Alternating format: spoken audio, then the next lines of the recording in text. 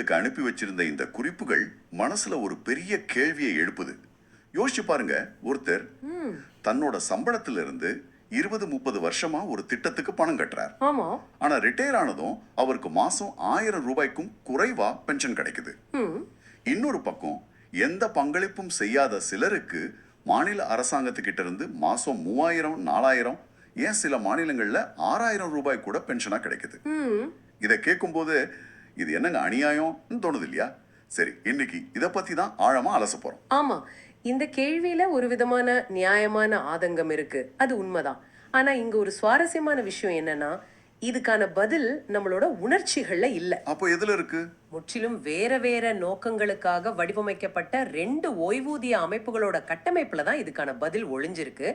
நாம ஒன்னை இன்னொன்னோட தப்பா ஒப்பிட்டு இருக்கோம். ஓ, அப்போ இன்னைக்கு நம்மளோட வேலை இதுதான். நீங்க கொடுத்திருக்கிற இந்த தகவல்களை மட்டுமே வச்சு இந்த 2 அமைப்புகளுக்கும், அதாவது நாம பணம் கட்டி வாங்குற இபிஎஸ் பென்ஷனுக்கும் எந்த பங்களிப்பும் இல்லாத மாநில அரசு பென்ஷனுக்கும் நடுவுல இருக்கிற வித்தியாசத்தை பிரிச்சு மேய போறோம். ஆமா, இந்த பெரிய இடைவெளி ஏன் இருக்கு, இதுக்கு பின்னாடி இருக்கிற உண்மையான சிக்கல் என்னன்னு தோண்டி பார்க்க போறோம். கரெக்ட். உங்க குறிப்புகள் சொல்ற மாதிரி இந்த விஷயத்த கோபத்தோடையோ இல்ல வதந்திகளோடையோ பார்க்காம உண்மைகளை மட்டும் வச்சு புரிஞ்சுக்கிறது ரொம்ப முக்கியம். ஏன்னா அப்பதான் உண்மையான தீர்வு என்னன்னு நமக்கு தெரியும். சரி, அப்போ ஆரம்பிக்கலாம். முதல்ல உங்க குறிப்புகள்ல அடிக்கோடிட்டு காட்டப்பட்டு இருக்கிற ஒரு முக்கியமான உண்மையை பார்ப்போம். இபிஎஸ் பென்ஷனும் மாநில அரசோட சமூக ஓய்வூதியமும் ஒண்ணு கிடையாது, அது ரெண்டும் வேற உலகத்தை சேர்ந்ததுன்னு சொல்லப்பட்டிருக்கு. இதை பத்தி கொஞ்சம் விளக்க முடியுமா? நிச்சயமா, இதுதான் எல்லாத்துக்கும் அடிப்படை. இபிஎஸ், அதாவது ஊழியர் ஓய்வூதிய திட்டம்ங்கிறது ஒரு சொல்லப்போனா ஒரு பங்களிப்பு அடிப்படையிலான சமூக காப்பீடு திட்டம். பங்களிப்பு, அந்த வார்த்தை முக்கியமா? ஆமா, ரொம்ப முக்கியம். அதாவது நீங்க வேலை செய்யும் போது உங்க சம்பளத்திலிருந்து ஒரு பகுதி இல்லாம உங்க முதலாளி, அதாவது உங்க கம்பெனி உங்களுக்காக ஒரு தொகையை அரசாங்கத்தோட இபிஎஃப்ஓ கிட்ட கட்டுவாங்க. ஓகே. அந்த பணம் ஒரு பெரிய நிதியில சேரும். நீங்க ரிட்டையர் ஆனதும் நீங்க எவ்வளோ வருஷம் வேலை செஞ்சீங்க, உங்க சம்பளம் என்னங்கிறத வச்சு ஒரு ஃபார்முலா மூலமா உங்களுக்கு பென்ஷன் கொடுப்பாங்க. இது கிட்டத்தட்ட நீங்க ஒரு இன்சூரன்ஸ் பாலிசிக்கு பிரீமியம் கட்டுற மாதிரி தான். ஒரு நிமிஷம், அப்போ இதுல அரசாங்கத்தோட நேரடி பணம் எதுவும் வர்றது இல்லையா? இது முழுக்க முழுக்க நம்ம முதலாளி நம்ம பேர்ல கட்டின பணத்துல இருந்து வர்றதா? ஆமா, கிட்டத்தட்ட அப்படிதான். அரசாங்கம் நிர்வாக ரீதியா சில பங்களிப்புகளை செய்யலாம். ஆனா இந்த திட்டத்தோட மூல ஆதாரம் ஊழியர்களுக்காக அவங்க முதலாளிகள் செலுத்துற பங்களிப்பு தான். அதனாலதான் இது ஒரு தன்னிறைவு பெற்ற நிதி மாதிரி செயல்படணும்னு எதிர்பார்க்கப்படுது. ஓகே, இது புரியுது. அப்போ மாநில அரசு கொடுக்கிற முதியோர் ஓய்வூதியம் இதுக்கு நேர்மாறா? அது எப்படி வேலை செய்யுது? முற்றிலும் நேர்மாறு.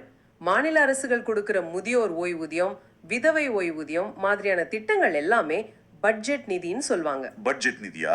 ஆமா, அதாவது இதுக்கு நீங்களோ இல்ல உங்க கம்பெனியோ ஒரு பைசா கூட கட்ட தேவையில்லை. ஒவ்வொரு வருஷமும் மாநில அரசு பட்ஜெட் போடும்போது சமூக நல திட்டங்களுக்கு இவ்வளோ 1000 கோடின்னு ஒதுக்குவாங்க இல்லையா? அந்த பணத்துல இருந்து தான் இந்த பென்ஷன் கொடுக்கப்படுது. பணம் நேரடியா அரசாங்க கருவூலத்துல இருந்து வருது. அப்போ மாநில அரசு நினைச்சா பென்ஷனை ஏத்தலாம், நினைச்சா குறைக்கலாம். அது முழுக்க முழுக்க அவங்களோட அரசியல் மற்றும் நிதிநிலை சம்பந்தப்பட்ட முடிவா? மிகச்சரியா சொன்னீங்க. அங்கதான் விஷயமே இருக்கு. ஒரு தேர்தல் வருதுன்னா நாங்க ஆட்சிக்கு வந்தா முதியோர் ஓய்வூதியத்தை 1000 இருந்து 1500 ஆக்குவோம்னு வாக்குறுதி கொடுத்து அதை நிறைவேற்ற முடியும். சரி.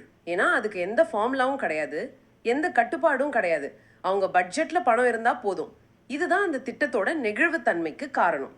இப்பதான் இது ரொம்ப சுவாரஸ்யமா மாறுது.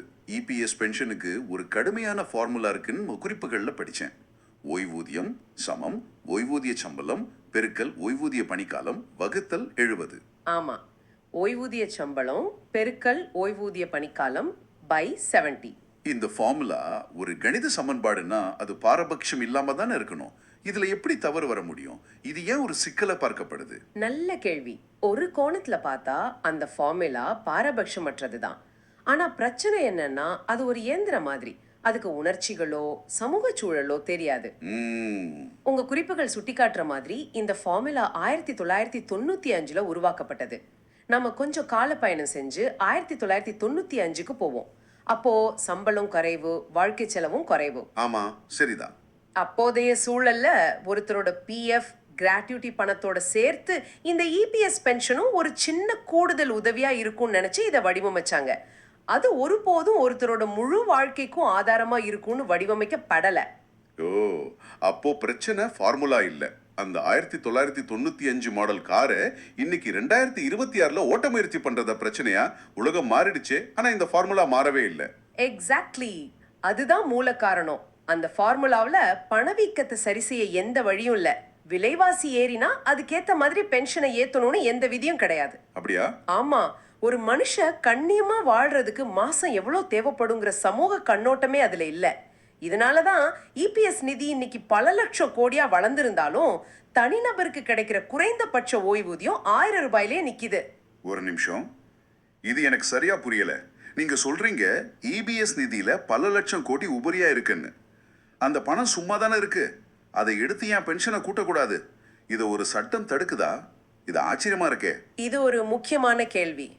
அந்த பணம் சும்மா பேங்க்ல இல்ல, அது ஒரு ஆக்சுவேரியல் நிதி, அதாவது ஆக்சுவேரியல் ஃபண்டுன்னு சொல்லுவாங்க. ஓ, அப்படின்னா? அதாவது இன்னைக்கு வேலை செய்யற கோடிக்கணக்கான பேர் இன்னும் 30-40 வருஷம் கழிச்சு ஓய்வு பெறும்போது அவங்களுக்கு பென்ஷன் கொடுக்க இந்த நிதி அப்பவும் இருக்கணும். சரி சரி. அதனால இந்த பணத்தை அரசாங்க பத்திரங்கள், பங்குகள்னு பல இடங்கள்ல முதலீடு செஞ்சிருப்பாங்க. அந்த நிதியோட ஸ்திரத்தன்மை ரொம்ப முக்கியம். ஒருவேளை இன்னைக்கு இருக்கிறவங்களுக்கு அதிகமா பணத்தை கொடுத்துட்டா எதிர்காலத்துல வர்றவங்களுக்கு கொடுக்க பணம் இல்லாம போயிடும். ஆமா, அதேதான். அப்படி ஒரு கணக்கு இருக்கு. அதனால சட்டப்படி அந்த நிதியை கையாள கடுமையான விதிகள் இருக்கு. ஆஹா, இப்ப புரியுது. மாநில அரசு இன்னைக்கு வர்ற வரி பணத்தை வச்சு இன்னைக்கு இருக்கிறவங்களுக்கு தாராளமா கொடுக்கலாம். ஆனா இபிஎஸ்ஓ அமைப்பு இன்னும் 40 வருஷம் கழிச்சு வரப்போறவங்களுக்கும் சேர்த்து யோசிக்க வேண்டிய கட்டாயத்துல இருக்கு. இது ரெண்டு அமைப்புகளோட அடிப்படை சிந்தனையிலே பெரிய வித்தியாசம். கரெக்ட்.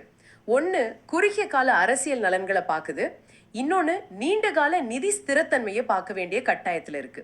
இதனாலதான் மாநில அரசால எளிதா செய்ய முடியற ஒரு உயர்வை இபிஎஸ்ஓவால செய்ய முடியல. சரி, இந்த விதிகள், ஃபார்முலா, நிதி மேலாண்மை எல்லாம் ஒரு பக்கம் இருக்கட்டும். ஆனா கடைசியில 30 வருஷம் ஒரு கம்பெனிக்காக உழைச்சி பணம் கட்டிட்டு மாசம் 1200 ரூபாய் வாங்குற ஒருத்தரோட இடத்துல இருந்து பார்த்தா இது ஒரு பெரிய ஏமாற்றமா தானே இருக்கும். நிச்சயமா. அந்த உணர்வை எப்படி பாக்குறது? என் உறவினர் ஒருத்தர் சமீபத்துல ஓய்வு பெற்றார். அவருக்கு மாசம் 1250 ரூபா தான் பென்ஷன். 35 வருஷம் வேலை செஞ்சதுக்கு இதுதான் அரசாங்கம் கொடுக்கிற மதிப்பான அவர் கேட்டப்போ என்ன பதில் சொல்றதுன்னு எனக்கு தெரியல. அந்த உணர்வுல எந்த தவறும் இல்ல. அது 100% நியாயமானது. உங்க உறவினர் கேட்கிற கேள்வியும் சரியானதுதான். ஆனா நம்மளோட ஆதங்கம் சரியான இடத்துல இருக்கணும். சரியான இடம்னா? பிரச்சனை மாநில அரசோட ஒப்பிடுறதுல இல்ல. பிரச்சனை இபிஎஸ் திட்டம் ஏன் காலத்துக்கு ஏத்த மாதிரி தன்னை மாத்திக்க தவறிடுச்சுங்கிறதுல தான் இருக்கு. 1995ல போட்ட ஷட்டை இன்னைக்கு பத்தாது இல்லையா? அதே மாதிரிதான் இந்த திட்டமும். அப்போ நீங்க சொல்றதை வச்சு பார்த்தா நாம கேட்க வேண்டிய உண்மையான கேள்வியே தப்பா இருக்கு. மாநில அரசு பென்ஷன் ஏன் அவ்வளவு அதிகமா இருக்குன்னு கேக்குறத விட்டுட்டு, ஆமா, இபிஎஸ் பென்ஷன் ஏன் இன்னும் 1995லயே சிக்கிக்கிட்டே இருக்கு? ஏன் அது பணவீக்கத்தோட இணைக்கப்படல? இதுதான் நம்ம கேட்க வேண்டிய சரியான கேள்வியா? மிகச்சரியா சொன்னீங்க. இந்த கேள்வியை நாம இப்படி மாத்தும் போதுதான் இந்த விவாதமே ஒரு அடுத்த கட்டத்துக்கு போகுது. அது வெறும் ஒப்பீட்டு ஆதங்கமா இல்லாம ஒரு கொள்கை ரீதியான சீர்திருத்தத்துக்கான விவாதமா மாறுது. அப்பதான் வெறும் கோஷங்களுக்கு பதிலா தரவுகளும் தீர்வுகளும் முன்னுக்கு வரும். இந்த தீர்வுகளை பத்தி உங்க குறிப்புகள்ல ஏதாவது சொல்லப்பட்டிருக்கா? இந்த இக்கட்டான சூழ்நிலையிலிருந்து வெளியே வர என்ன வழி? ஓம், தெளிவா சொல்லப்பட்டிருக்கு.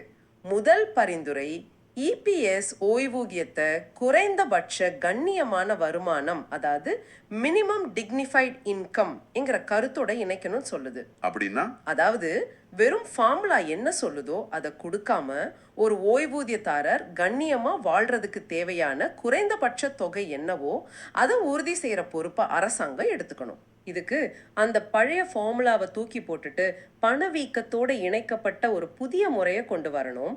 ரெண்டாவதா, நிதியில இருக்கிற உபரி பணத்தை எப்படி ஓய்வூதியதாரர்களுக்கு பயனளிக்கும் வகையில பயன்படுத்தலாம்னு மறுபரிசீலனை செய்யணும்னு சொல்லுது. அப்போ நாம விவாதிச்சதெல்லாம் ஒன்னா சேர்த்து பார்த்தா இது ஒருத்தர் மேல ஒருத்தர் தப்பு சொல்ற விஷயம் இல்ல. நாம பார்க்கிற இந்த நியாயமற்ற நிலை ரெண்டு வெவ்வேறு நோக்கங்களுக்காக வெவ்வேறு காலகட்டங்கள்ல உருவாக்கப்பட்ட அமைப்புகளை ஒப்பிடுறதால வருது. ஆமா, குறிப்பா கால ஓட்டத்துல தன்னை மாத்திக்க தவறிய ஒரு பழையமான இபிஎஸ் வடிவமைப்பால தான் இந்த பிரச்சனை எவ்வளவு பெருசா தெரியுது. உணர்ச்சிகளை தாண்டி உண்மைகளை பார்த்தாதான் இதுக்கு ஒரு தீர்வு கிடைக்கும்னு உங்க ஆதாரம் சொல்லுது.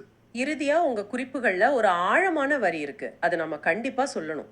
மாநில அரசு கொடுக்கிற பென்ஷனும் அரசாங்கத்தோட கருணை இல்ல, அதே மாதிரி இபிஎஸ் பென்ஷனும் பிச்சை இல்ல. ஆமா, ரொம்ப முக்கியமான வரி இது. ரெண்டுமே அந்தந்த அமைப்புகளுக்குள்ள குடிமக்களோட உரிமைகள். ஆனா ரெண்டுமே வயசானவங்களோட வாழ்க்கைய பாதிக்கும் போது இந்த ஒப்பீடுங்கிறது தவிர்க்க முடியாத ஒண்ணா மாறிடுது. இந்த ஒப்பீட்டை நாம ஒரு சண்டையா பார்க்காம இபிஎஸ் திட்டத்துல ஒரு பெரிய சீர்திருத்தம் தேவைங்கிறத நமக்கு உணர்த்துற ஒரு எச்சரிக்கை மணியா பார்க்கணும். இந்த விவாதம் நீங்க யோசிக்கிறதுக்காக ஒரு முக்கியமான கேள்வியை விட்டுட்டு போகுது. பல வருஷங்களுக்கு முன்னாடி வடிவமைக்கப்பட்ட ஒரு பங்களிப்பு திட்டம் இன்னைக்கு ஒரு கண்ணியமான வருமானத்தை கொடுக்க தவறும் போது சமூக பாதுகாப்புங்கிற வார்த்தையோட உண்மையான அர்த்தம் என்ன?